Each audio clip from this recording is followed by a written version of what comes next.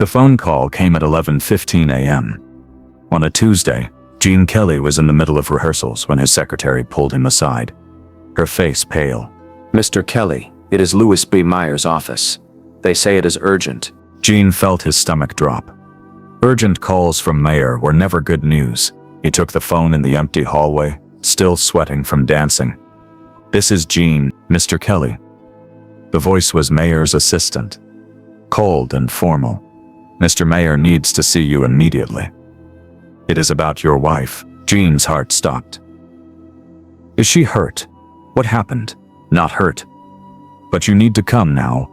Alone." The line went dead. Gene stood in that hallway, the receiver still in his hand, and knew with absolute certainty that his life was about to change. When the most powerful man in Hollywood summoned you to talk about your wife, it was never because he wanted to congratulate you on your marriage. Something was coming. Something he couldn't stop. But he had no idea that within an hour, he would be forced to choose between the woman he loved and everything he had built. 2 years earlier, Gene Kelly met Betsy Blair at a party in 1948, and within 5 minutes, he knew she was different. Not different the way Hollywood starlets were different. Carefully manufactured uniqueness designed to catch a producer's eye. Betsy was genuinely different. She was smart, political, passionate about things that mattered. She talked about social justice, workers' rights, civil liberties. She believed art should mean something beyond entertainment. In a town full of beautiful faces saying scripted lines, Betsy Blair spoke her mind. Gene fell hard. They married in 1941, when Gene was still a nobody from Pittsburgh, trying to make it on Broadway.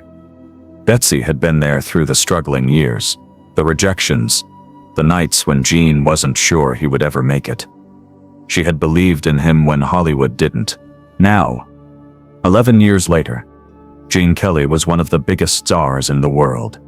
An American in Paris had won Best Picture. Singin' in the Rain was about to make him immortal. He had power, money, influence, and Betsy had a career of her own. She was a respected actress, not a star, but talented, working steadily. She had been in Marty, had done theater, had earned her place in the industry on her own merits. They were happy. They had a daughter. They had a life, but beneath Hollywood's glamorous surface, something dark was spreading. The House Un-American Activities Committee was hunting communists, and they were looking at Betsy Blair. Gene arrived at Louis B. Meyer's office 20 minutes later. Meyer sat behind his massive desk, his expression grave. He didn't offer Gene a seat. "Your wife is on a list," Meyer said without preamble. Gene felt the room tilt. "What list?" "The list. Schweik. They have identified her as a communist sympathizer. Her name is being circulated to every studio in Hollywood." "That is insane. Betsy isn't a communist. Doesn't matter what she is. Matters what they say she is." Meyer leaned forward. She attended fundraisers for the Joint Anti-Fascist Refugee Committee. She signed petitions for civil rights causes. She was photographed at labor union events. "That is enough. Those were humanitarian causes." "Gene," Meyer's voice was sharp, "I don't care. The committee doesn't care. She is a security risk now. No studio in this town will touch her." Gene's hands balled into fists. "So that is it. Her career is over because she believes in human rights. Her career is over because she was careless." Meyer paused. "But there is a bigger problem." Gene waited. "You are married to her. That makes you a security risk too." The words hung in the air like poison. Gene stared at Meyer, unable to process what he was hearing. "You are saying my wife's politics threaten my career." "I am saying that association matters. The committee is watching everyone connected to suspected communists. If your wife is blacklisted, and you stay married to her, you become a liability to this studio." "I am the biggest star you have. Right now, you are. But that can change overnight. One word from HUAC, and you are unemployable." Meyer's expression softened slightly. "I don't want that to happen.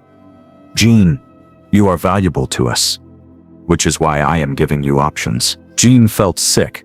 "What options?" "Distance yourself from your wife. Quietly. Divorce her. Make a public statement condemning her politics. Prove your loyalty. The room went silent. Jean couldn't breathe. He couldn't think. The words didn't make sense. You are asking me to divorce Betsy. I am asking you to make a choice. Your marriage or your career. And Jean, Mayer's voice dropped low. If you choose your marriage, you will lose everything. Both of you will. Jean drove home in a daze. His hands shook on the steering wheel. His mind raced through impossible scenarios. None of them ended well. If he divorced Betsy, he would keep his career, keep his power, keep making movies. But he would lose the woman he loved. He would abandon her when she needed him most. He would become the kind of coward he had always despised. If he stayed with Betsy, he would lose everything.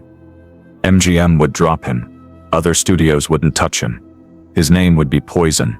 Years of work, sacrifice, struggle, gone. And Betsy would still be blacklisted. His sacrifice wouldn't save her career. It would just destroy him. When he got home, Betsy was in the kitchen, humming while she made coffee. She looked up when he entered, and her smile faded immediately. Jen. What is wrong? He told her everything. Betsy listened in silence, her face going pale. When he finished, she sat down slowly, like her legs wouldn't hold her anymore. They want you to divorce me, she said quietly. Betsy, they are going to blacklist me. We will fight this. There is nothing to fight. Her voice cracked. Jean, everyone who has tried to fight WAC has been destroyed. Elliot Rosen is dead. Dalton Trumbo can't work. The Hollywood 10 are in prison. There is no winning this. Jean knelt in front of her chair, taking her hands. Then we don't fight. We survive. Together. Betsy looked at him with tears in her eyes.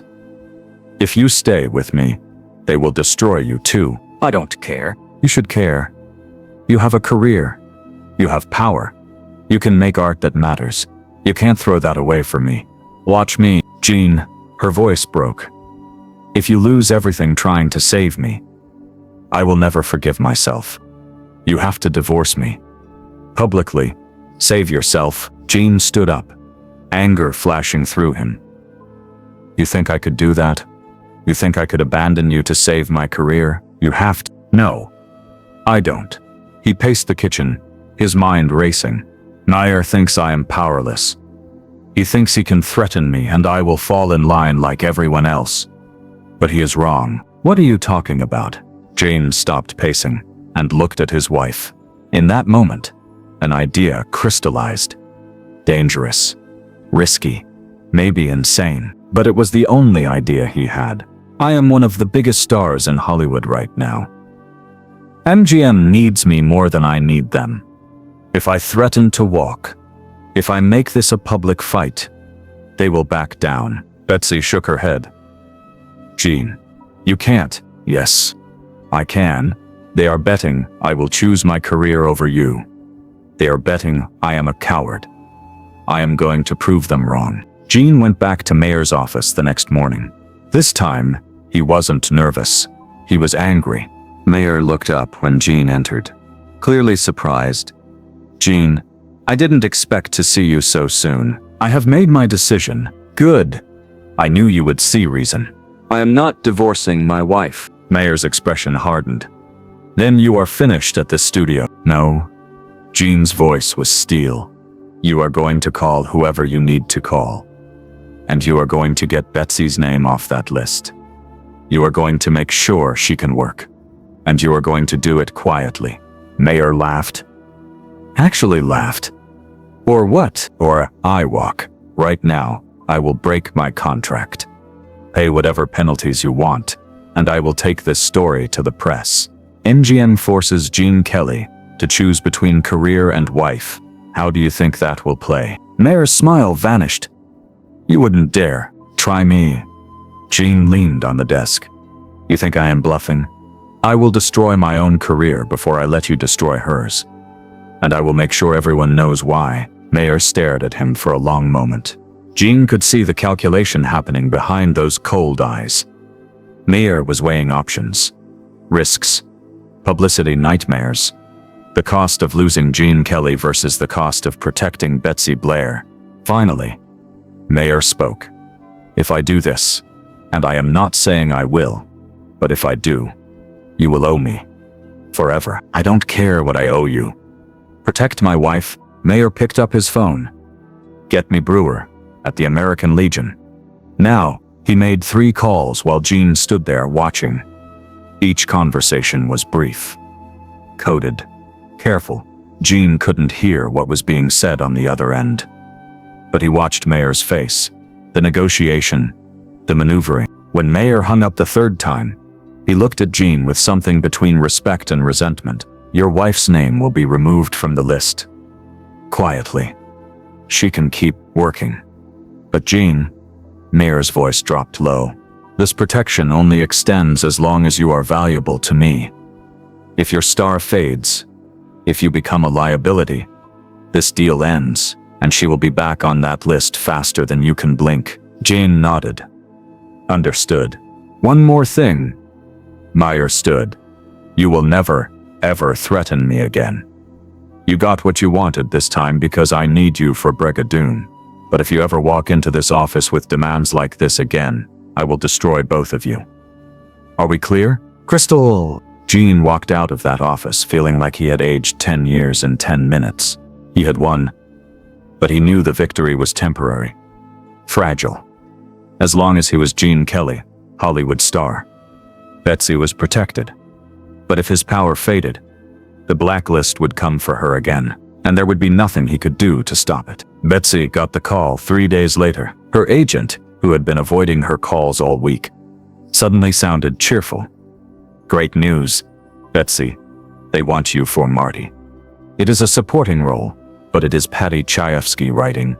Could be something special. Betsy hung up and looked at Gene, tears streaming down her face. How did you do it? Gene pulled her close. I reminded them who they are dealing with. Gene, if you lose your career because of me, I won't. And even if I do, we will survive. Together. That is what marriage means. Betsy buried her face in his shoulder and cried. Not from fear this time. From relief. From gratitude. From love. They had survived. For now. But the cost of that survival followed them for years. Gene couldn't talk about what he had done. He couldn't tell anyone about his confrontation with Mayer, about the deal he had made, about the threat that still hung over Betsy's career. Hollywood operated on secrets and silence. Gene had learned to play that game. Betsy worked steadily through the 1950s. But there was always an asterisk next to her name. Directors who wouldn't hire her, producers who found excuses. She was never blacklisted officially, but she was never fully free either, and Gene paid for his protection of her in subtle ways. Projects that should have been his went to other actors.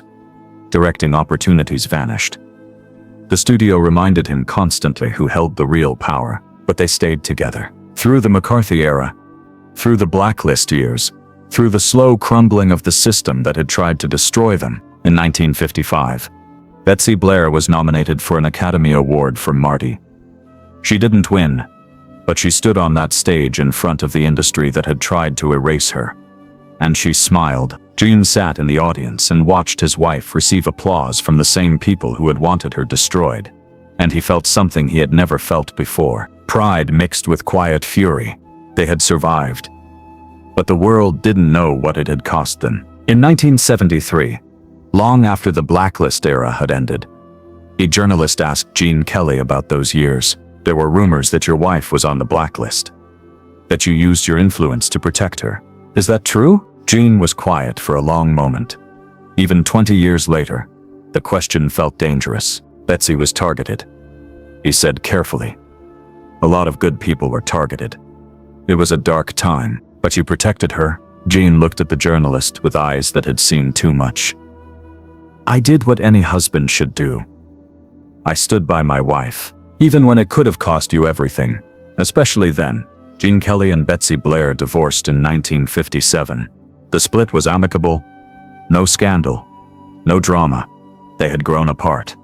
People said. It happened. But those who knew them understood the truth. The pressure of those years. The constant vigilance. The unspoken threats, the weight of Jean's bargain with Mayer, had taken its toll.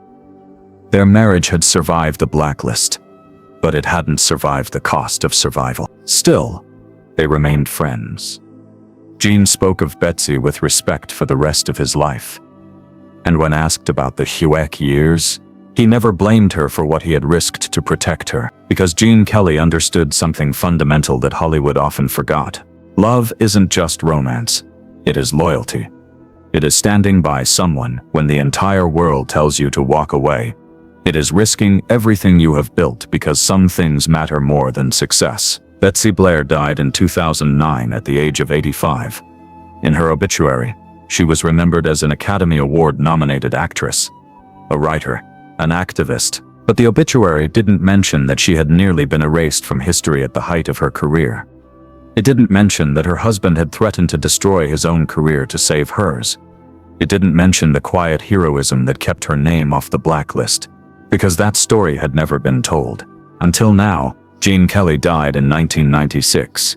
The world remembered him as the man who danced in the rain, the choreographer who revolutionized movie musicals, the star whose smile could light up a screen. But the people who knew him best remembered something else.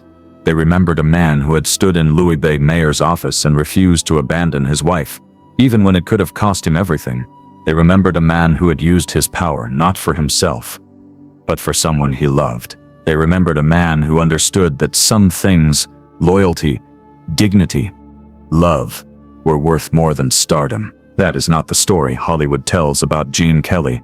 Hollywood wants the dancing, the smiling, the joy. But the real Gene Kelly story is quieter, more complicated, more human. It is the story of a man who had to choose between his career and his conscience, and chose conscience, even when the world would never know, even when he would gain nothing from it, even when it would have been so much easier to walk away. That is the Gene Kelly the blacklist created, not the dancer, the husband who refused to let fear win, the man who proved that sometimes the most important performance isn't on screen. It is in the quiet moments when you choose who you want to be and live with that choice, no matter the cost.